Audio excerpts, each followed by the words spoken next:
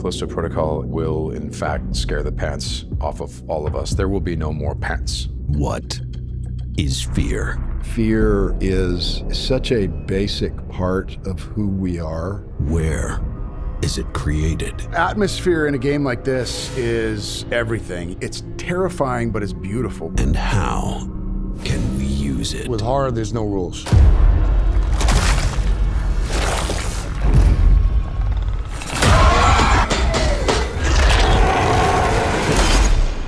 Glen Schofield and the developers of the Callisto Protocol invite you to join them and some very special icons of horror. I think it goes back to the earliest times around a campfire. The perfect horror experience is something that scares the piss out of me. Think of it as a roller coaster. I want it to make me feel things. I want it to startle me. They're all magic tricks. That's what we're doing in the movies. As they discuss crafting the perfect horror experience.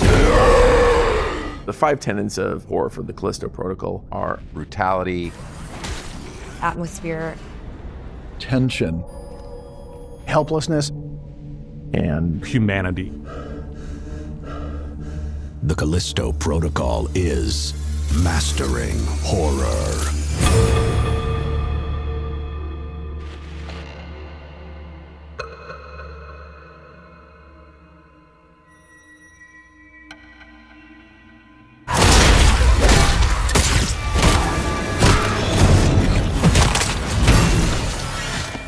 Brutality is part of that, that shock value. And shock is just one of the emotions of horror, right? And so I kind of look for those to affect people a little bit.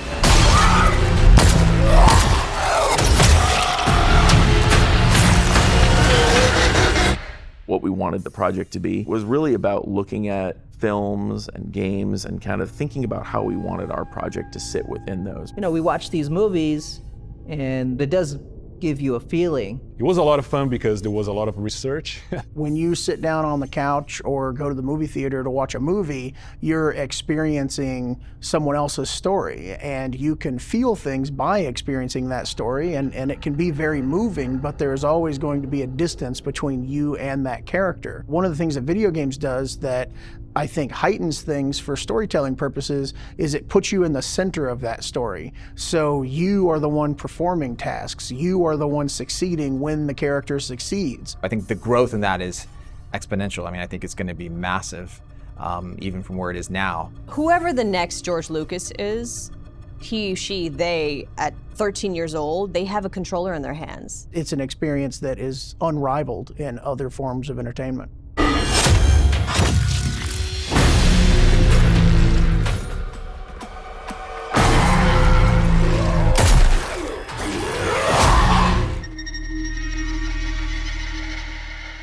There are two movies, Hostel and Martyrs, in which there was a scene in each one that were so brutal that it affected me. Like for a couple of weeks, I'm like, oh, gee, you know, just thinking about it, I'm like, man, that was really brutal. The concept of brutality is, well, it's certainly useful. Brutality is a very specific kind of trauma. It is usually senseless. It usually has a visceral, almost excessive amount of violence to it. They don't pull punches at all in this game, and I was like, whoa, Glenn, Scott, Chris, you guys are crazy. We wanted to get to something that felt very raw, very real for the player, and that's a fantastic tool for really sort of cutting through the noise in some respects, for connecting with people and evoking that kind of almost like lizard brain reaction of terror and fear to what's happening on screen.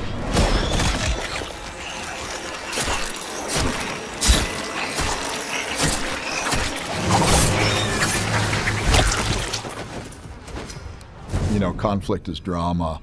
And physical conflict, AKA brutality, is the most primal form of conflict. And it's something that everyone can understand. You have to be very, very careful with it. You know, you see somebody come along and chop somebody else's head off, like Tom Savini did in Friday the 13th. Well, that had never been done before. It became like a magic trick. You say, how did they do that? But it's gone. And then you go forward. I do the same thing a magician does. A magician is trying to make you believe that what you're seeing is really happening. Well, that's what we're doing in the movies. We do have a lot of parts coming off and dismemberment and all of that. We have bones showing up, but it's not like, oh, this game is about showing the bones. No, I think it's about the combination.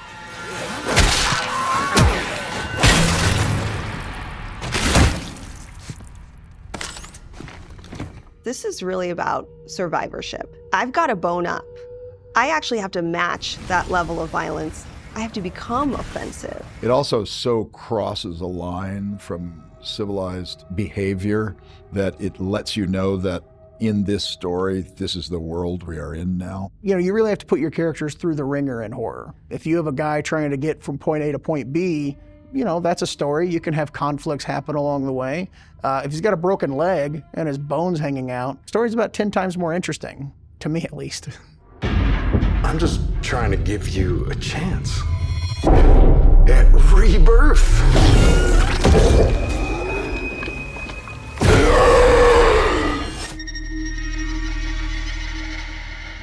In creature design, no matter how fanciful, if you have one toe in reality, maybe, you're going to fare better than if you are doing something that is a complete flight of fantasy.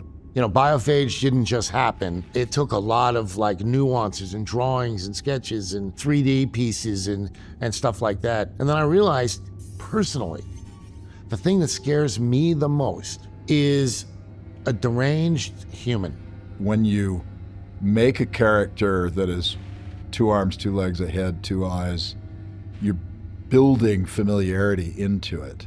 Does that make it more or less scary? There is something a lot more terrifying about being able to look at a creature, seeing that there's a human, relatable side, right? That could be me.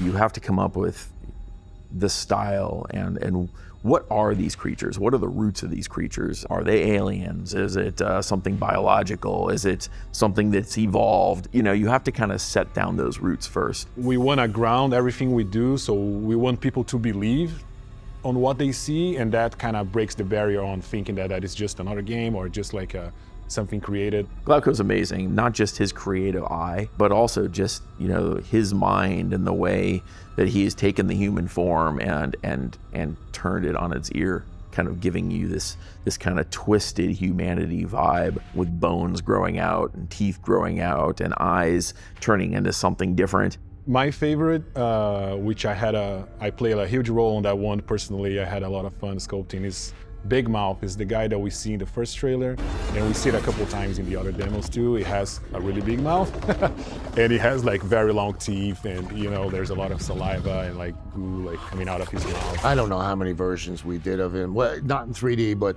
we probably have about 50 different designs of him. Yeah, that one is my favorite, maybe for bias reasons, but.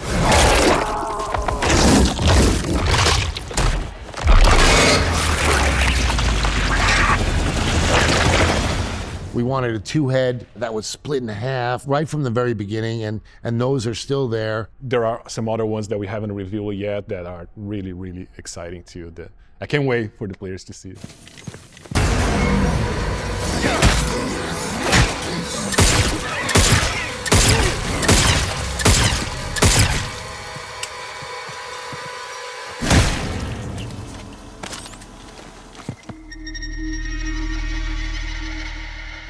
Our combat experience is really getting close to these creatures, and we show full detail. We don't hold anything back. A lot of it was picking melee as the 50% of our gameplay. You are very close to enemies. You're always within reach of them, and so you're in danger. That also is a way to show the brutality right in front center stage. So as we're doing these melee hits, you're seeing that reaction. Our camera's close up to the enemy, to you. So you see the arm pop off, you see the blood.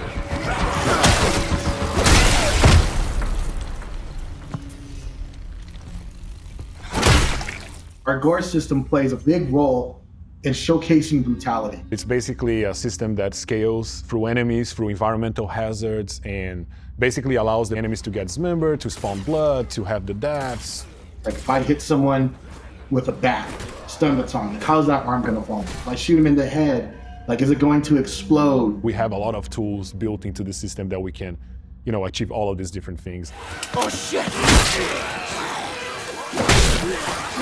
That's the direction that we wanted to take. So in that vein, we just went to the supermarket and we were buying a bunch of different types of meat. Something with more fresh, more red, something with more fascia. Fascia is the tissue that covers muscles.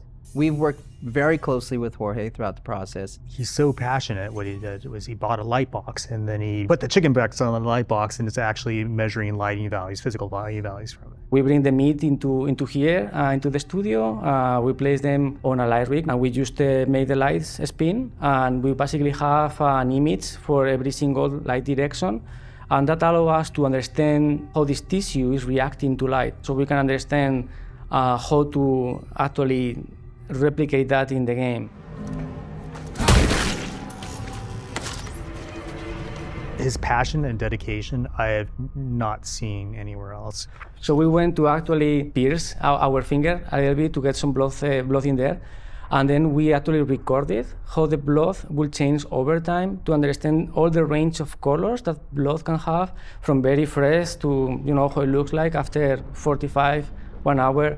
And we have that, we made that available for artists as reference. Jorge has definitely pushed a lot of boundaries when it comes to, fidelity and visual improvements. He is a spectacular engineer.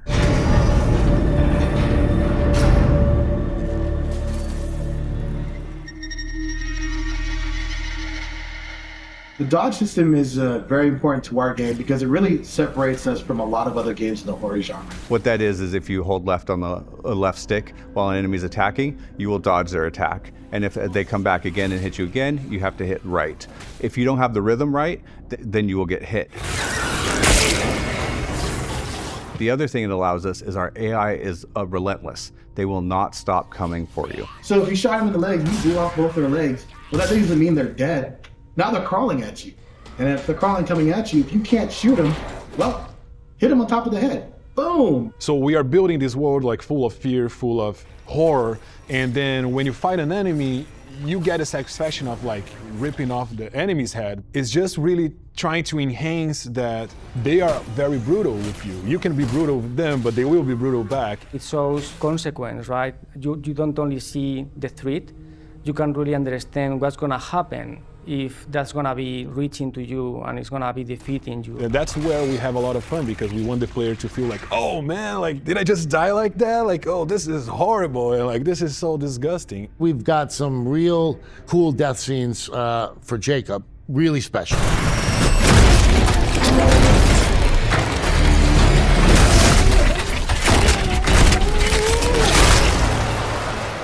It's really about seeing what happens to us when we lose against creatures. We show every single detail, and that's what really drives that experience for us. Most games don't reward you for dying.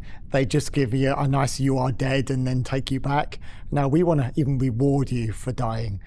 We think that's fun to do. It's a little bit of light relief in a failure moment, and we think they're very kind of collectible from the player point of view as well. I'm looking forward to the YouTube video supercut of all of our deaths, because I'm looking forward to that, because I don't think I've seen them all back to back, and just looking forward to that video.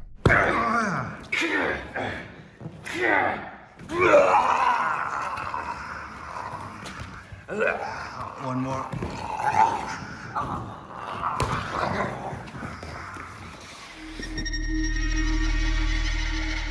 We want to be scared shitless without suffering the negative consequences of it in reality. Our mind wants to understand the world in a greater sense without putting our bodies in danger. We handle it better when we can find significance. We can find meaning in it. And good storytelling will help us find that purpose in really straightforward ways. Characters striving to succeed against all odds. I mean, that's really the secret sauce of storytelling, and horror does that, I think, better than almost any genre, and brutality is a huge element to that.